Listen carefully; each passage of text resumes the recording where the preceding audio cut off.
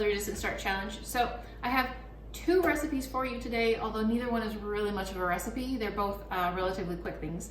So I was talking to a friend of mine who lives in Portugal, and she asked me one time if I had ever made a smoothie with frozen spinach rather than fresh spinach, because apparently it's cheaper to buy frozen spinach there than it is fresh. And I was like, no, I totally have not. Never even remotely occurred to me to do that.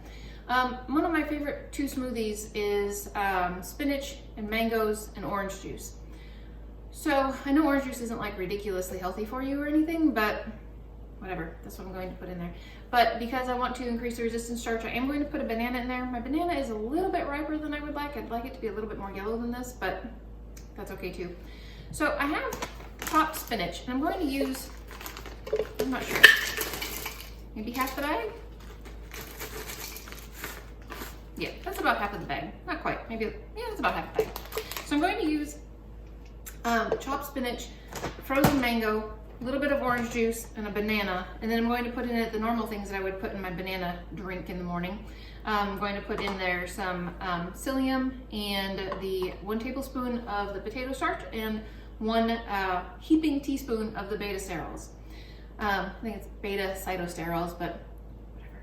Anyways, so I'm gonna make that, and I'm going to try it for you guys and let you know whether or not, I mean, I don't know, do you guys do this? Do you put frozen greens in with your smoothies? I've never would have even thought of it in a million years. The only reason I ever have frozen spinach is because then I can put it in like lasagna. I can thaw it and put it in lasagna. That's the only thing I've ever really used it for, I think. Anyways, I'm going to make this, and I'll be back with you guys in just a minute so we can try it and see if it's as good as it might be without frozen and with fresh. All right, guys, moment of truth. I have not tried this yet. So, frozen spinach. Let's see if it tastes any different than with fresh spinach.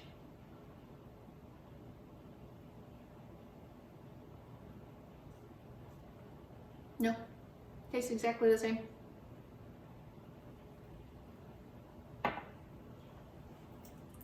Nope, it's very good. It's delicious.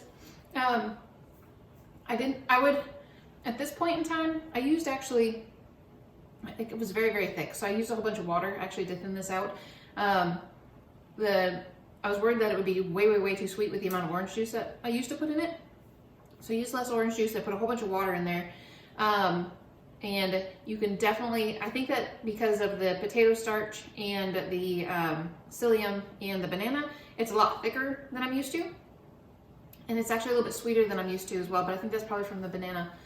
Or maybe it's just I'm much more used to things being not quite as sweet anymore. This is really good.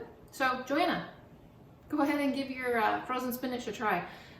So I would just say some orange juice if you have it, and or a couple of oranges would be fine. Frozen mangoes, frozen spinach, tastes just fine. It's very good. All right, we are going to make hummus platters. I'm actually just going to make one for you today. I'm going to make one that is considered a Greek flavored hummus platter.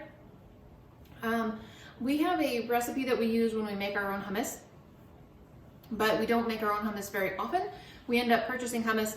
There's a dessert hummus that I find at Aldi's, and a regular hummus that there's a garlic one, a regular one, and a roasted red pepper one that do not have any oil in them that I get from, it's called a Natural Grocer. I think that they're local. I'm not 100% certain of that.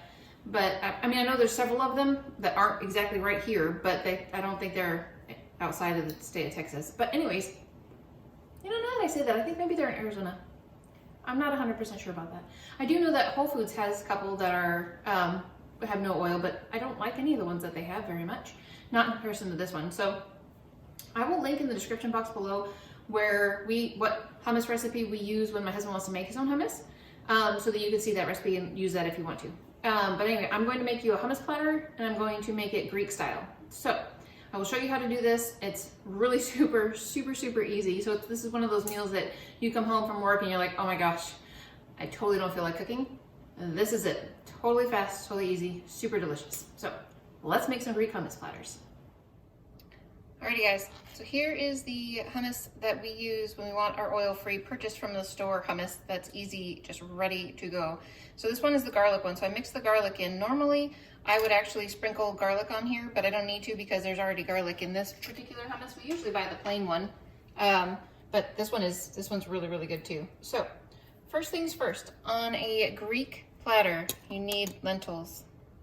I know that there's beans already in here because that's what hummus is, but you totally, totally have to have lentils. And this does not have to be perfect, guys. Totally does not have to be perfect. Okay, so lentils. Another thing that you need on a Greek platter is a tiny little bit of olives. And if you hate olives, don't put them on there. I'm not a huge fan of olives, to be honest with you. In fact, I really actually don't care for olives.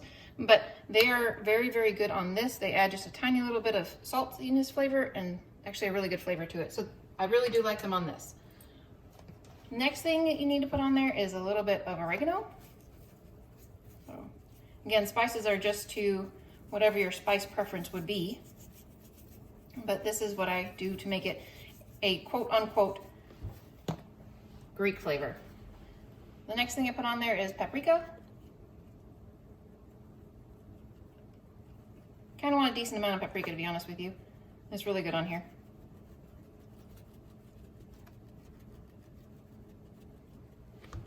And for those of you that like it, a little bit of nutritional yeast. We really like Nooch on here. So the last thing that tops this off is a little bit of avocado sauce.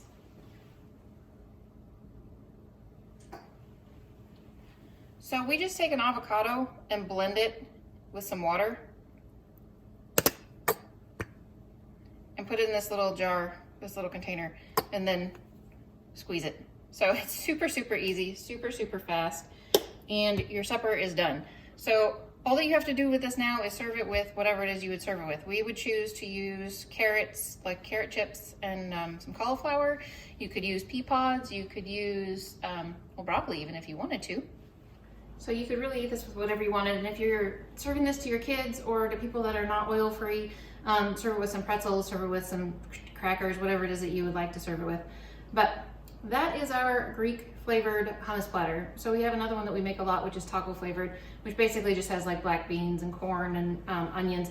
I totally would put onions on this too, but I didn't really feel like chopping any up. I'm kind of being lazy at the moment. So anyways, going to have this. I'm also going to take some dessert hummus. That's vanilla bean hummus. I will put a picture of that here for you with some apple slices, which is fabulous, super, super delicious. So I'm gonna have wonderful, wonderful food tonight that is super resistant starch, lots of beans, and lots of flavor, and really easy. I love really easy some days. Okay, that is it for me for now, guys. I will see you again in the morning for some exercise. Well, good morning, everyone. So I am home from work and I am upstairs riding the bike and talking to my husband, and I'm going to do this for a while. I don't know how long a while is, but however long until I'm like super freaking exhausted, and then I'm gonna go to bed for the night, for the day. It's daytime out, but it's my night. Anyways, that is it for me for today, guys. This is my exercise, and I'm actually kind of excited about, we got a seat cover for the bike that's about the same size as the seat was, but it's a little bit softer. I was using the bike and really not enjoying it because it was very painful. You would think with the amount of padding that I have that it would not have been, but it was. So anyways, have a new seat cover, so it's much better to sit on. So anyways, I'm going to go exercise for a while and read a book because I've got this nice little stand on my bike that I can put my phone on and read. And yeah, I'll see you guys again tonight for another day.